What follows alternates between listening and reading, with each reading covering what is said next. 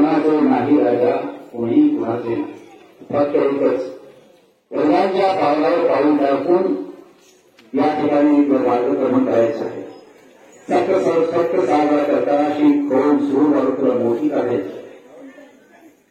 या आकाशातून भ्राग मारून तुला दरवर्षीच द्यायचे आहे.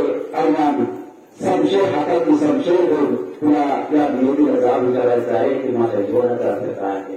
लक्षात घे, तुला या ठिकाणी ही प्रेरणा मिळते आहे. तुझ्या वडिलांच्या स्मृतीप्रित्यर्थ ही एक वडिलांनी बांधलेली शाल असं समज. आणि आमच्या सगळ्या या रसिकांच्या, या शौकीन वर्गाच्या सगळ्या मायेची ही एक तुला मिळाली म्हणून ही आमचे केवळ सर्व तुला शाल बांधत आहेत. ही केवळ शाल तुला बांधण्यासाठी नाही, तर ही आभार माया आम्ही सर्व या पुढेचा प्रसाद घ्या आणि तुझं त्या आम्ही प्रत्यंत तुमचं कार्य करत आहे. एवढीच त्या आरसीच्या दैनासाठी जोडीच्या आत्माला केवळ शांती लाभो अशी सर्व वर्गावासियाबद्दल पुन्हा एकदा कार्य प्रार्थना आहे. धन्यवाद.